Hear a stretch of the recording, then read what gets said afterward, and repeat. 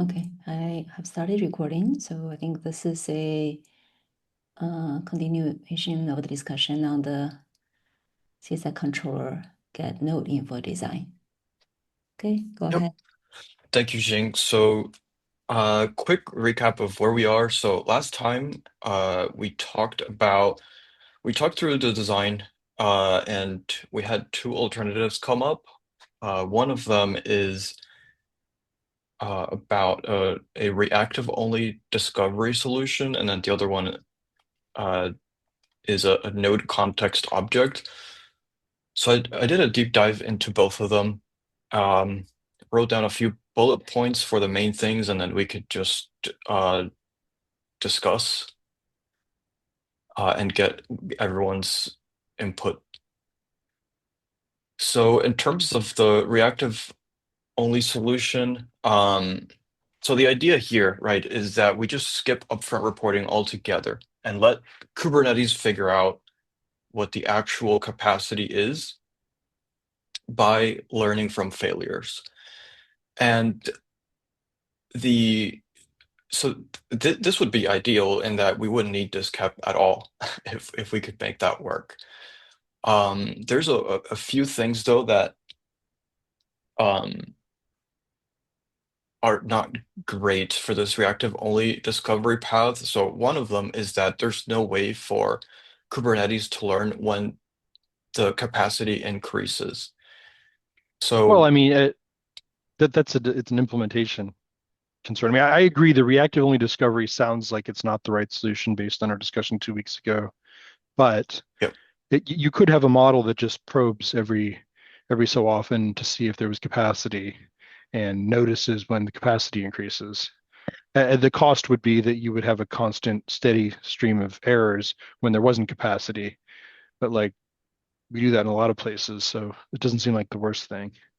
I think that the problem is just that being wrong here is so expensive because you end up with, creating a pod and then something has to kill the pod, and that's really bad. So yep. the second bullet, what wait for first consumer means the volume. I thought wait for first, that was the opposite of what wait for first consumer means. Wait for, Um, wait for first consumer means you don't create the volume until there is a pod. The normal mode is you create the volume before there is a pod if wait for first consumer is false. right, but say that Kubernetes has the wrong value. It's with the wait for first consumer mode, it's going to create a volume and assign the O- o- pod to only after the node's been chosen. right. So to choose the right node, though, you need the right value. So I think basically what I'm saying with this point is if we have wait for first consumer, but we make a wrong choice and we're trying to learn from the error, it's too late into the process because we've already created the volume. Um, and so the teardown is really expensive, right? As you mentioned. Okay, yeah, I buy that. Yeah, I guess the wording just isn't clear. Okay. Yep. So yeah, I mean, definitely agree. I think the one-sided we could figure out a solution for, right? Like as you pointed out, the bigger, more interesting point with reactive only is that it's super expensive. So from the teardown perspective, and that there's no way to eliminate or reduce those expensive cloud operations that happened. And also on the kubelet side, um there's a 2 minute delay before we bounce the pod. And there's some scalability concerns um with modifying that. Like we could reduce that to zero. But then it would mean that kubelet is probing don't get info or for this information um too much or yeah, so we talked Yeah, about this yeah. I, I'm not pushing strongly for the reactive only discovery. I think it would make much more sense if we had a clean sheet of paper, and it makes sense from the CSI's design point. But given the way Kubernetes is today, I think I agree that this is a dead end. It's just Yeah. frustrating because in a different world where we could do it over, this could be made to work right. And it would be cleaner if we focused on this, but I think I agree that it's too late to implement this now. Yep. The thing about reactive only, though, is that we still need it. Like, it's not a good solution on its own, but we still need it, right? Because at the end of the day, anyone can attach a volume out of band, or the network interface can attach a network interface, so on and so forth. So Kubernetes is going to need some way um, to understand the current state of the world. Um, so I would view this as like not a solution that can't stand on its own, but like we still need it. Um, Yeah, and we well, we are, we need to be able to detect the error and correct when whatever rules are in place do get violated. yep, yep. So the good news is we already have the mechanism for this. We're not changing that at all in the cap itself, but yeah. So that's the summary of reactive only. I think we're kind of aligned on that. Does anyone feel strongly for pursuing this further? No, I want to hear about topic two. Thing. Yep. So yeah, the topic two, this is more interesting than the reactive only path. And I think that so where I landed is that um there's a really good point when it comes to extensibility, and we don't want to introduce a new RPC and CSI, but then have people come later and say, well, can you implement this RPC to do similar things, i.e., pass information from the controller to the node. And I think that we can address that uh, extensibility concern by following the same pattern that we have in other RPCs, where we have a map, um, and we let you pass in information that way. So that's one good idea. I think that we should pull it into the cap. We should extend the controller get node info response and have a map that you can pass in values. Well, so how far did you think this one through?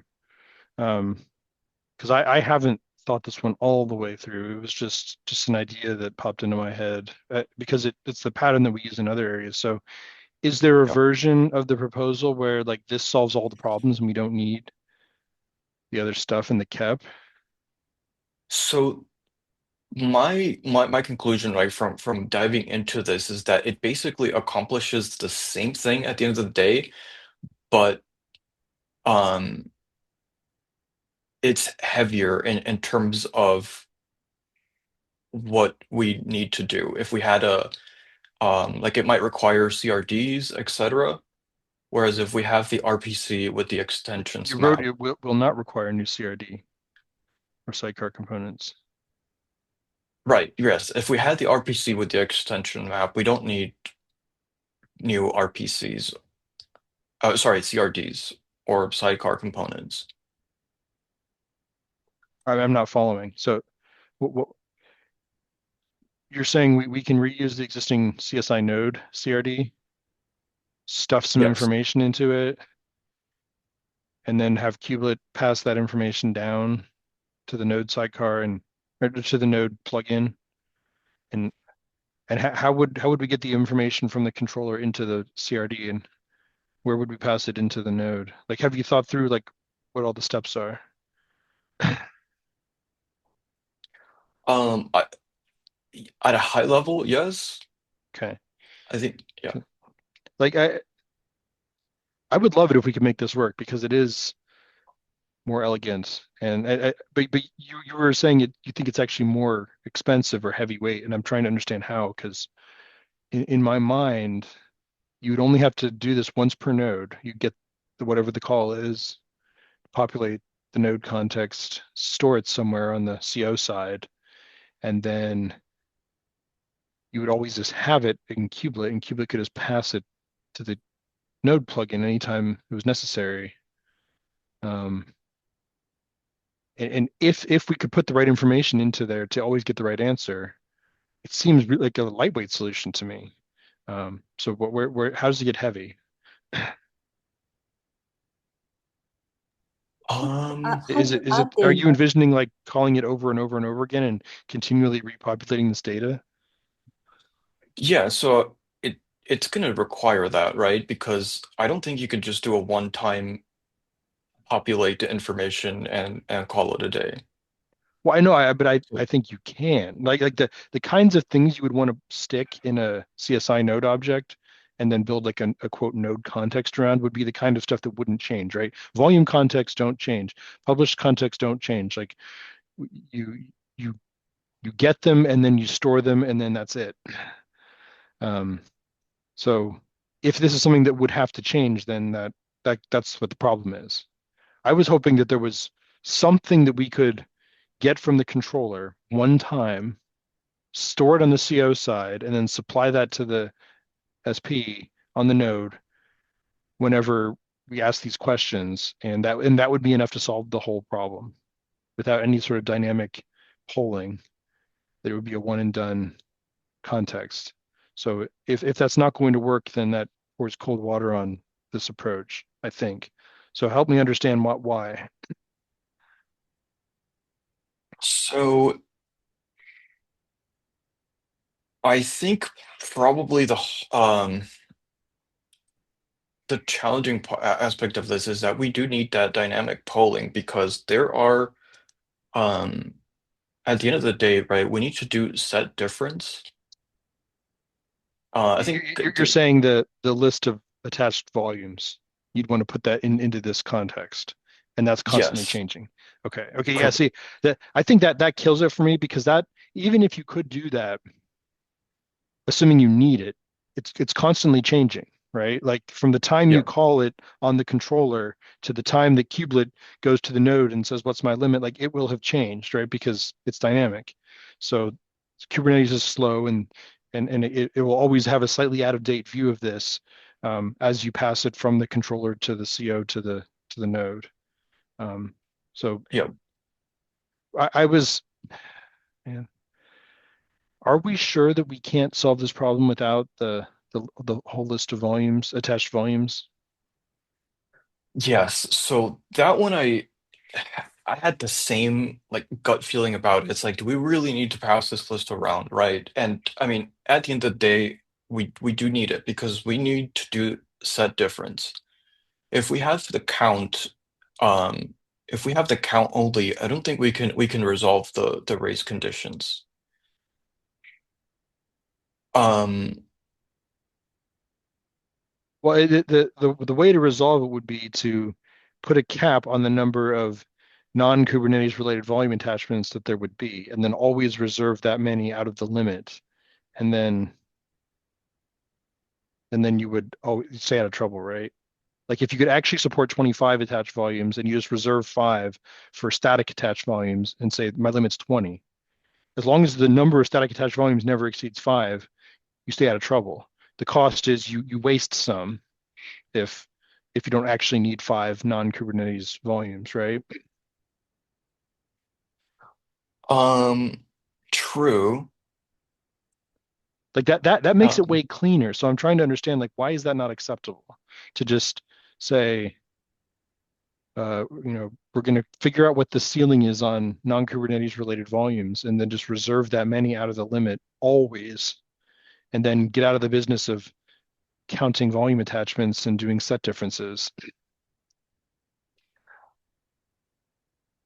So the main thing with reserving, right, is that you can't fully utilize all the slots in your node. Um, because if you reserve X number of slots, you're kind of subtracting from the overall, Mm-hmm.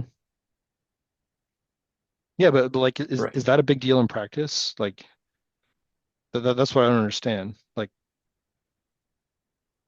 how many would you need to reserve for non-Kubernetes related volumes in real Yeah, world? And why is that a significant fraction of the total? Or can it just be made a small fraction of the total that you can yeah.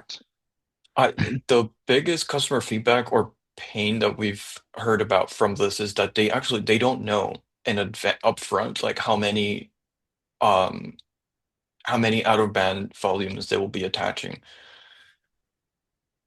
I think with the ENI, it's reasonable to assume you're not going to really need to reserve more than two. I don't know what ENI is, So but okay. network interfaces, right? So when users are scaling up their cluster, the network plugin will attach network interfaces, which for some cloud providers it takes attachment slots. So I think, yeah, I mean on that front, like I think it's reasonable to assume you can have like two reserved for that, but for data volumes, um users typically don't know in advance how many they'll need to reserve. So you think no matter how where you set the limit, someone's going to try to exceed it, and Potentially, yeah. you can't just enforce and say no. Like the cap is 4 data volumes. You try to attach a fifth data volume and it just fails because it breaks the rules. That's not a reasonable approach.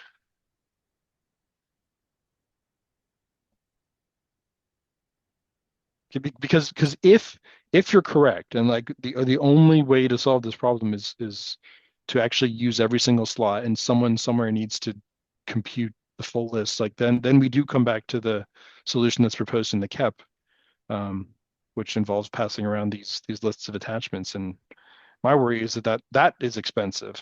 Um, but maybe there's no way around it. Um, I don't know.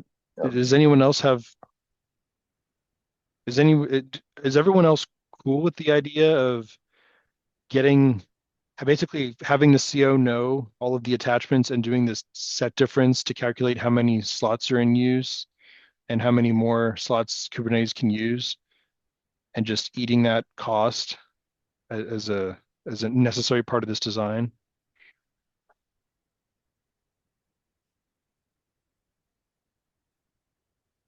I'm not hearing any voice.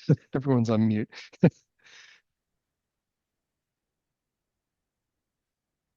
All right. Um, so let's say for the sake of argument that we agree on that. What else is there to discuss about the design?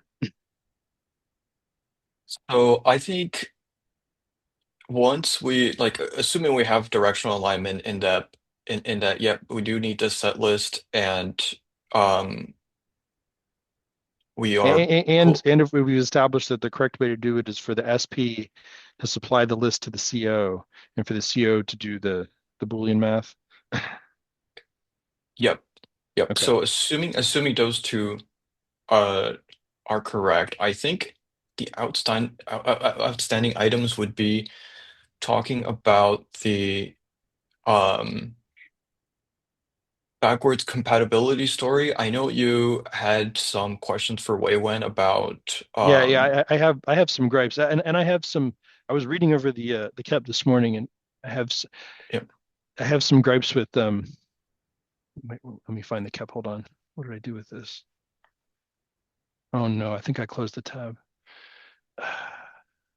Okay, let me go bring it up again. KEP 2601, right?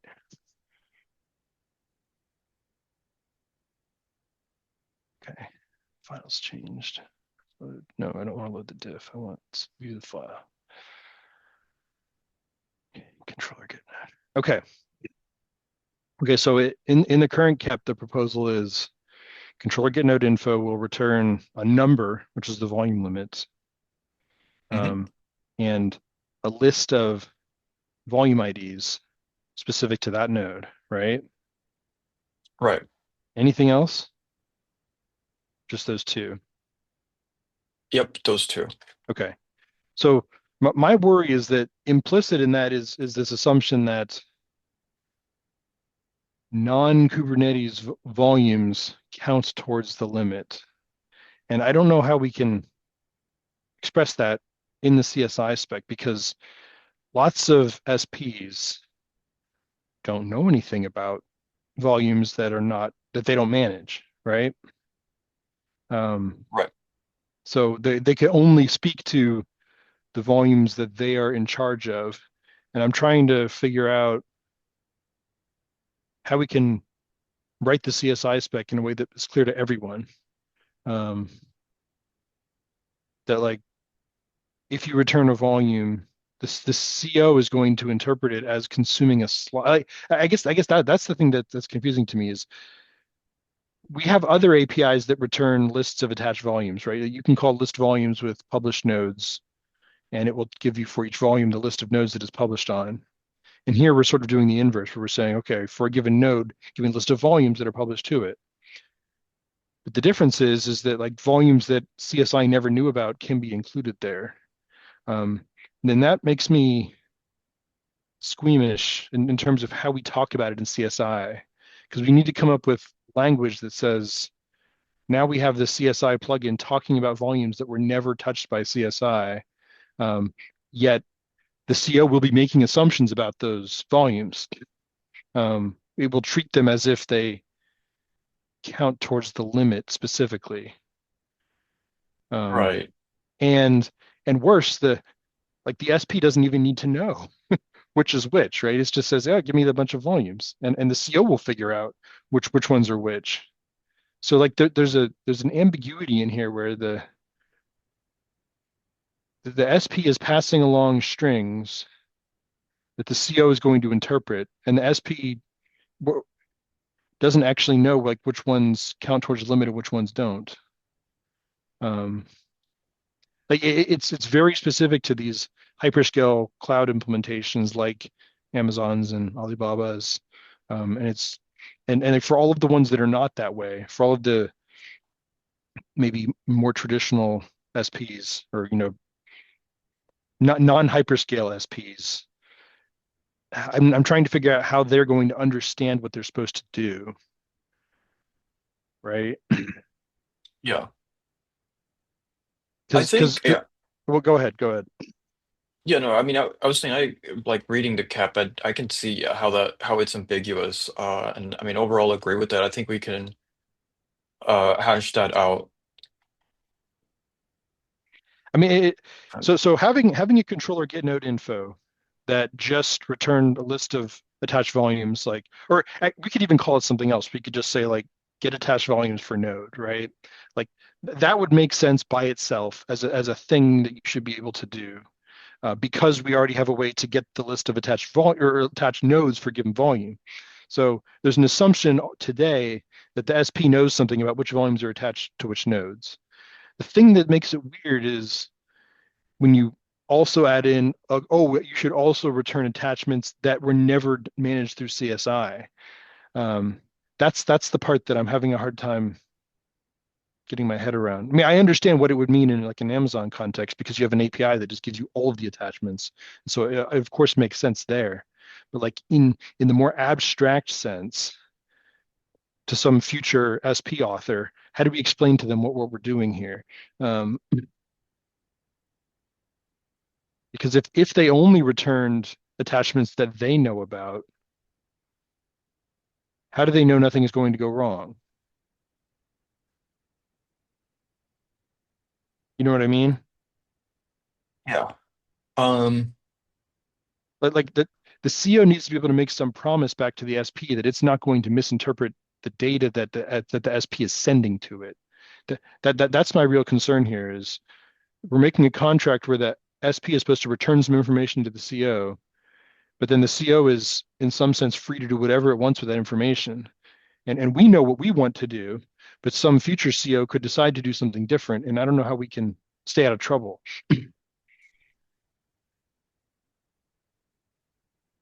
Unless we it's- put language in the CSI spec that says exactly what we mean, that will keep us out of trouble. Yeah, I think finding the right words is going to be a little tricky on that, but doable. Okay. I think that that's one of my biggest concerns here is just that we're introducing the concept into CSI of an attached volume that was never attached through CSI. And the SP is supposed to tell the CO about it, and the CO is going to do something with it, and the SP can't really control what what the CO does with it, except for what language we put into the spec that says what it must or must not do. So maybe we can take that offline and try to wordsmith exactly how to protect the SP from future strange CO machinations. The, Yeah. um, and then Yeah. and I then mean, and then and then my other big concern was the one you alluded to around just backwards compatibility on the node side. I really don't like this idea of a whole new RPC called get node ID when we already have get node info, which returns the ID. I feel like there's a way to to stick with get node info, um, and for SPs that want to implement this new scheme, they can just not return the limit, or they can set the limit to 0 and I forget what the other field is. I got to look it up now.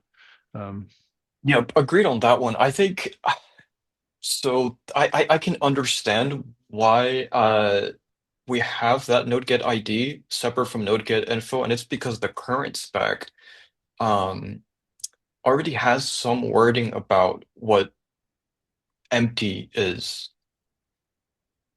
Which is like if you don't supply a max volumes per node value, then CO treats it as unlimited, or CO decides actually which Kubernetes decides it's unlimited, and empty topology means no constraints. So if we had the separate RPC, then we could be explicit about exactly those fields mapped to the behavior. right, but it doesn't help. Like because there's four possible configurations, right? You can have an old CO and an old SP, which is going to do exactly what it does today. You can have an old CO and a new SP, in which case it's not going to call, it's not going to check for the capability, and it's going to keep calling no get info no matter what you do. You can have a new CO and an old SP, in which case the CO will check the capability, it'll see that it's false, and it will do the old thing. Or you can have both a new CO and a new SP, in which case it'll check the capability and it'll call the new API. So that having the capability didn't help you at all in the two middle cases, because you're going to keep doing the old thing. Like I understood from our conversation 2 weeks ago that the whole goal was to not require NodeGetInfo to have credentials to go talk to the cloud because of the security concern, which totally Yep. agree. But like creating this capability doesn't help you there, because in the situation of new SP, old CO, it's going to call the old one anyways. It's not going to check the capability. Gotcha. And if you have new CO and new SP, like there's a variety of ways we can get it to do the right thing, right? We could have a capability that says ignore max volumes per node, um, and accessible topology. Oh, it's accessible topology. That's the other one, and get them some other way, right? Yeah.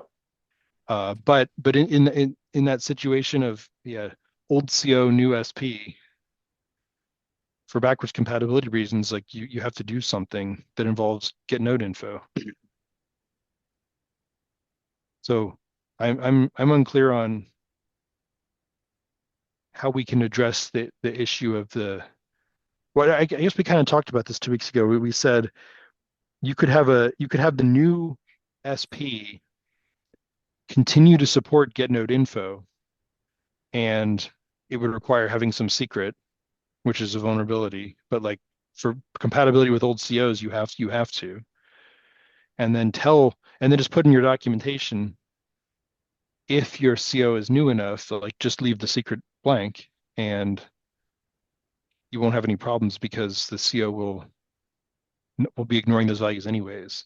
And so it's okay that the SP is returning blank information, right? So we would have to add verbiage that says if the SP has a capability, I have to think this through, but you could have some signal where the SP could signal to the CO that like I am not returning any valid information in those fields, and Gotcha. it should be gotten a different way.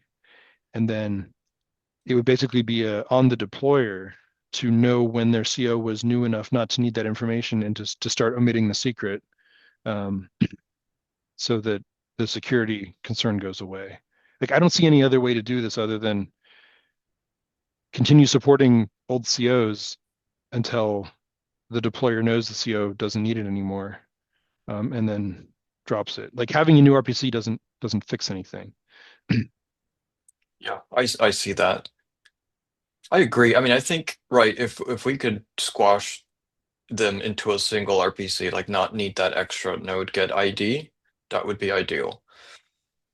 And yeah, overall agree on Okay. that one. Okay. So then it's just a matter of wordsmithing the how do we communicate that kubelet should be not looking at those values under the circumstances we don't want it to, in a way Yep, that's forwards and backwards compatible for everyone involved. And again, that's just a wording thing, but in principle, I think we can do it. agree. Yep. Yeah, so I think those were the two things besides the directional alignment, which, yeah, if we can resolve it through wordsmithing, I think it'll be a little challenging, but doable for both for sure. Just got to think through them. And I think we can resolve them directly on the PR itself.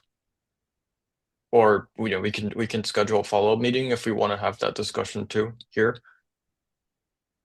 Happy with either. Okay.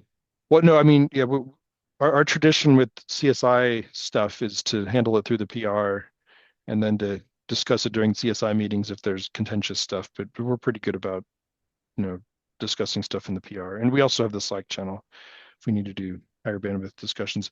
I wanted to revisit the idea of an SP that might have both per node limits and like limits from the node's perspective and limits from the controller's perspective.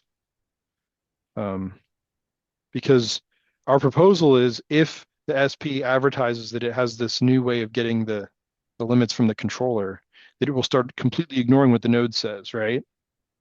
Yes.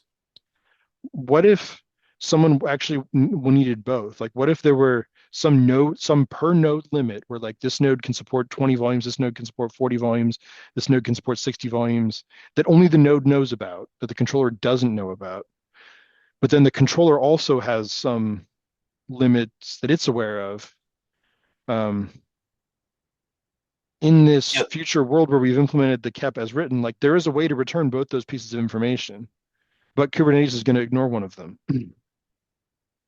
right. Yep. So that scenario, right, where essentially like both sides contribute, right, and then one of them picks the lowest, Yeah, you would want to go with the or lower of the two limits, whatever they were. yeah, so Treating that's zero as infinity. So it's right. higher. Yeah, that scenario, I don't think it's a possible path in that the node can't see the cloud state, and it also doesn't have the volume attachment cache. No. Ooh. What I'm saying is today, the way we've implemented volume limits, we only ask the node. And so today, if the node had some understanding of limits that the controller had no idea about, like it would work fine. So it's entirely possible that today there are SPs out there that only have node-based limits that the controller literally doesn't know about. And this proposal would prevent those plugins from operating correctly, right? Because if they implemented this new capability, all of a sudden the contribution from the node would just start getting ignored. And there's no way that the node can tell the controller what the correct value is in this new proposal, if the node actually knows. You know what I mean? Yeah, yeah, yeah. The only So thing is that like that assumption right there that about the node only knowing is like I think that the controller would always have better, more reliable slash accurate no, information. that's not a good assumption. I mean, remember that they're SPs with that only have node plugins, and there is no controller plugin. Um, that's a common mode. Uh, I can easily imagine a world where the node actually knows more than the controller for certain types of plugins. Um, they're kind of alien to your way of thinking, I'm sure. They're alien to my way of thinking too, but we have to consider them because they do exist. Yeah, so for those plugins though, they would not implement this RPC. Perhaps not. I mean, like that would be an option to just not implement it. But like, what if some future feature relies on this capability in RPC and they want to take advantage of that future feature? Like then they'll be forced to choose between the future feature and like losing their ability to communicate node limits correctly. Um, and that's a bad situation. I think we should try to preserve the existing behavior for SPs that want to continue to have node-based limits while also supporting the controller-based limit. Um, and, and and I don't understand why it couldn't be as simple as something on the CO side, looking at both numbers and computing them in, and then using that. Like, what is it? Why couldn't Yeah, we do it that way? we totally can. We totally can. I mean, I just think like the um Well, I guess if we can, I'd like that to be part of the design so that we can minimize the chances that someone who's currently has node-based limits and wants to implement this new capability for entirely unrelated reasons can continue having their node-based limits. yeah, I agree with that. I think I just made a wrong assumption. Okay.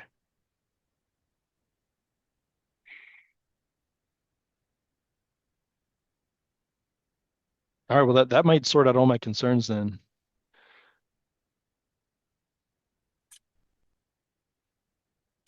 Cool. So it sounds like we're directionally aligned, and then of course like we have the um with the modifications and feedback that have been provided, which will incorporate into the cap. Any other high level comments?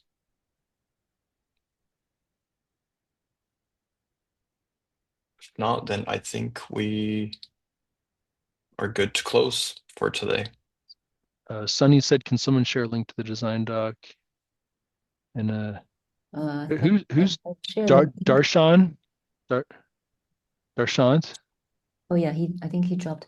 Uh, so that's the link. Sunny, you want I know there's another Dr. Eddie is sharing for notes that has some ideas. But the cap is that link that I put there. Great. Thank you. Okay. Is it 6016 or 6011? Is this okay? You are still this is still the Oh, same cap, basically. oh, it is 60. Okay, I see. The Six file is called oh 6011 and the cap number is 6016. I think it's the issue number is that's Uh, that we are using usually. okay. Okay. Uh, okay. I guess we're good then. You're going to sync with V1 to update the cap or something. Is that the next step? Yep. Well, one of the challenges is going to be what do we actually write in the CSI spec um, to make this clear for future SP authors? Because I think we all understand how this is supposed to work, but like Mm-hmm. writing words that protect SPs from future strange CO changes is that gets hard, right? Because Right. you want to specify what these fields mean in a precise way that they can't be misinterpreted. I think that can also be in the cap the cap has CSI changes and then definitions for the field or right that there. I mean, it's good to have them in the KEP, but I'm saying like we actually need to like in the CSI community and in the CSI repo, like have some Right. rounds of review where Mhm. because people like James don't show up to these meetings, but he has Right. opinions. So Right. he needs to have a chance to weigh in on that kind of wording and say what Okay. he thinks, you know. I think there is a PR submitted to CSS spec already, Yeah, isn't it? yeah, but it doesn't have Oh, the okay. latest. It's has a pretty old iteration of the design last I checked. Okay, so So maybe that one also needs to be updated. yeah, Yep. I would suggest that we like get the Start KEP there. up to date and then iterate a few times on the CSI side and make sure that we're happy on the CSI side. Uh, because someone could show up and point out something that we've missed on the CSI side, say, no, this will never work or something.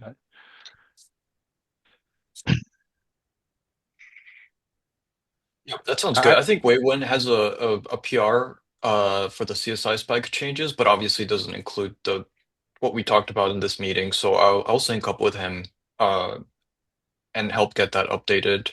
okay. And then And when it is, just ping me on Slack because that's my yeah, focus is making sure that the CSI side is crystal clear. Um, and then absolutely. and then I'll help get that merged. Absolutely. Thank you, Ben. Mhm. All right, thank you. Bye. All Yep. right, bye-bye. Bye. Thank you guys. Bye.